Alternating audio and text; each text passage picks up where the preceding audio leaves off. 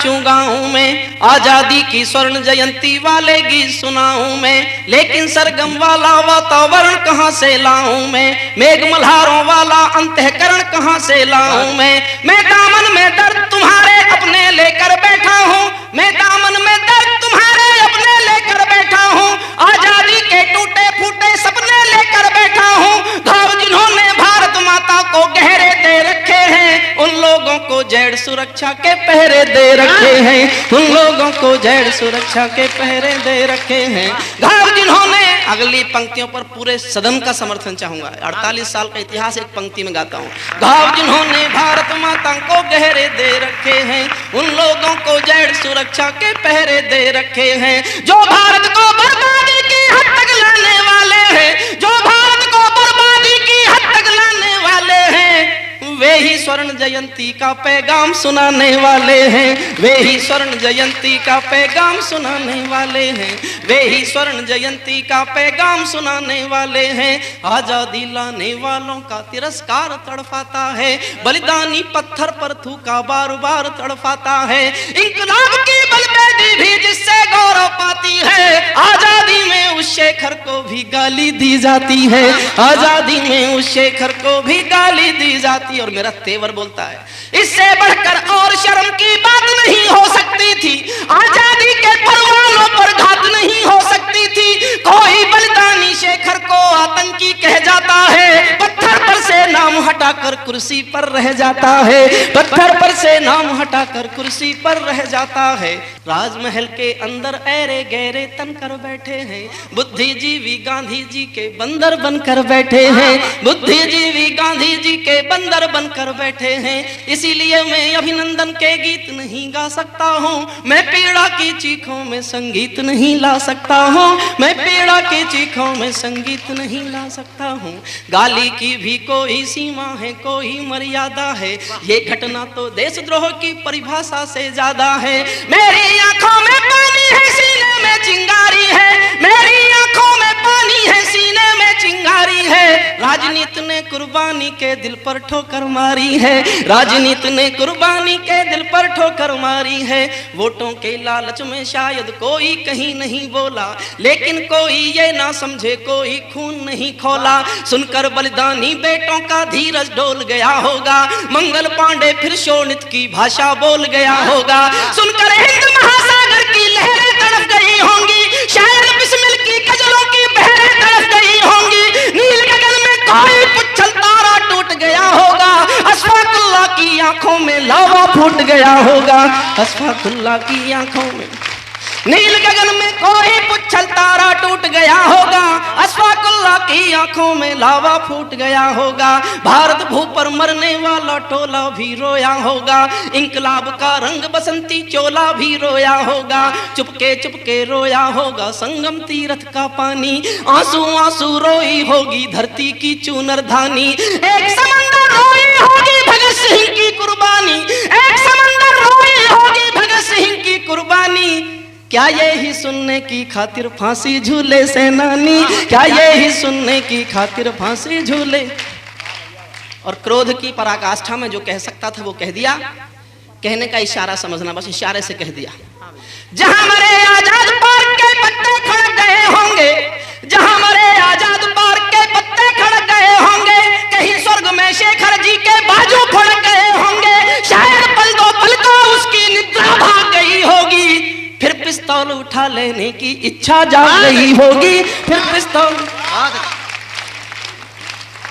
पिस्तौल उठा लेने की इच्छा जाग गई होगी। मैं दिनकर की परंपरा का चारण हूँ, भूषण की शैली का लघु उदाहरण हूँ, मैं सूरज का बेटा तुम के गीत नहीं गा सकता हूँ, मैं पीड़ा की चीखों में संगीत नहीं ला सकता हूँ। कौन थे चंद्रशेखर आजाद? नहीं जानते तो कहीं पढ़ लेते। एक वाक्य बताना चाहता हूं, बस सारे संसार का क्रांतिकारियों का इतिहास पढ़ लेना, ये भाषा किसी क्रांतिकारी की जुबान पर नहीं मिलेगी। माँ बाप गरीब थे, मध्य प्रदेश के अलीराजपुर जिले के पास में गांव भाबरा में रहते थे, अकेले बूढ़े माँ बाप रोटी के मोहताज। किसी ने आके कहा तुम्हारे माँ बाप के पास रोटी खाने के लिए पैसा नहीं है, जो लूटते हो सरकारी खजाने, पार्टी का फंड तुम्हारे पास रहता है, क्या माँ बाप के पास केवल रोटी के लायक भी नहीं भेज सकते? तो दो उत्तर दिए थे चंद्रशेखर आजाद ने। एक उत्तर था कि माँ बाप केवल मेरे नहीं हैं और क्रांतिकारियों के भी हैं, और मैंने जिस लिए कविता लिखी, जिस बात पर मेरा खून खौला। दूसरा उत्तर था चंद्रशेखर आजाद का जीवन भर याद रखना। फिर दोहराता हूं कि संसार में किसी क्रांतिकारी की जुबान पर यह भाषा नहीं मिलेगी। चंद्रशेखर आजाद ने कहा था कि मेरे माँ बाप की तुम सेवा ना कर सको तो मुझे आके बता जाना, मेरे पिस्तौल की 2 गोलियां उनके सीने में उतरकर उनकी भी सेवा कर देंगे। जो आजादी के लिए अपने माँ बाप को गोली मारने को तैयार हो, उसको कोई आतंकवादी बताएगा और फिर कुर्सी पर रह जाएगा। इस पीड़ा को गाना चाहता हूं। बहुत अच्छा। महायज्ञ का नायक शेखर गौरव भारत भूखा है, महायज्ञ का नायक शेखर गौरव भारत भूखा है, जिसका भारत की जनता से रिश्ता आज लहू का है, जिसके जीवन के दर्शन ने हिम्मत को परिभाषा दी, जिसके पिस्टल की गोली ने इंकलाब को भाषा दी, जिसने धरा गुलामी वाली क्रांति निकेतन कर डाली, आजादी के हवन कुंड में अग्नि चेतन कर डाली, जिसकी यश गाथा भारत के घर घर में नहुचुंबी है, जिसकी थोड़ी सी आयु भी कई युगों से लंबी है, आजादी जिसकी थोड़ी सी आयु भी कई युगों से लंबी है, जिसको खूनी मेहंदी से भी देह रचाना आता था, आजादी का योद्धा केवल चले चबेना खाता था। अब तो नेता पर्वत सड़कें नहरों को खा जाते हैं, नए जिले के शिलान्यास में शहरों को खा जाते हैं। अब तो नेता पर्वत सड़कें शहरों को खा जाते हैं, नए जिलों के शिलान्यास में शहरों। और 4 लाइन मैंने पूजा के लिए लिखी है साहब। आपका आशीर्वाद चाहता हूं, आपको लगे कि आजादी के 50वें साल में ये पंक्तियां, इस मुल्क की पूजा की पंक्तियां होनी चाहिए, तो मेरा समर्थन कर देना। स्वर्ण जयंती वाला जो ये मंदिर खड़ा हुआ होगा, स्वर्ण जयंती वाला जो ये मंदिर खड़ा हुआ होगा, शेखर इसकी बुनियादों के नीचे खड़ा हुआ होगा, आजादी के कारण जो गौरव से कभी लड़ी है रे, शेखर की पिस्तौल किसी तीरथ से बहुत बड़ी है रे, शेखर की पिस्तौल।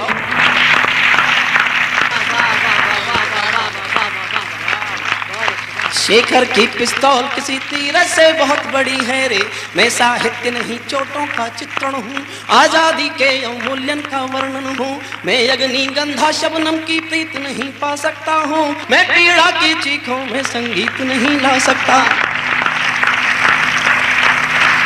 जो भारत माता की जय के नारे गाने वाले हैं। बहुत हिम्मत की थी मैंने लिखने के लिए, क्योंकि मेरी उठा बैठ थी उन लोगों के साथ। हाँ भैया बढ़िया। उठा बैठ खत्म करने के लिए लिखा है, मेरी हिम्मत को दाद देना।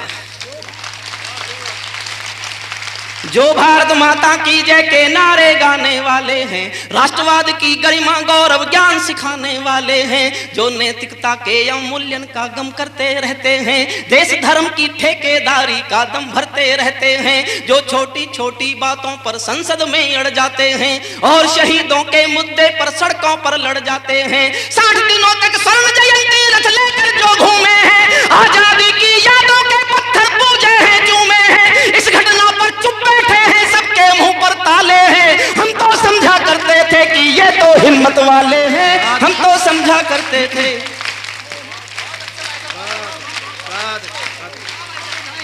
60 दिनों तक स्वर्ण जयंती रथ लेकर जो घूमे हैं, 60 दिनों तक स्वर्ण जयंती रथ लेकर जो घूमे हैं, आजादी की यादों के पत्थर पूजे हैं, चूमे हैं, इस घटना पर चुप बैठे हैं, सबके मुंह पर ताले हैं। हम तो समझा करते थे कि ये तो हिम्मत वाले हैं।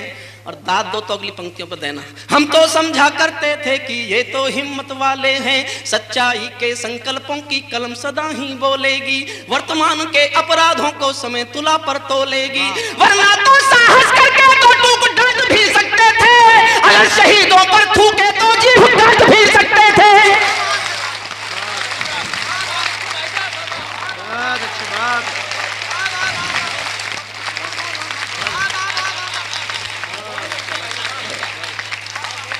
वरना तो साहस करके दो टूक डांट भी सकते थे, अगर शहीदों पर थूके तो जीभ काट भी सकते थे। जलियांवाले बाग में जो निर्दोषों का हत्यारा था, उस डायर को ऊधम सिंह ने लंदन जाकर मारा था। उस डायर को ऊधम सिंह ने लंदन जाकर मारा था। केवल सिंहासन का भाट नहीं हूं मैं, विरदावलियों की ही हाट नहीं हूं मैं दर्पण हूं, दागी चेहरों को कैसे भा सकता हूं। मैं पीड़ा की चीखों में संगीत नहीं ला सकता हूं, मैं पीड़ा की चीखों में संगीत।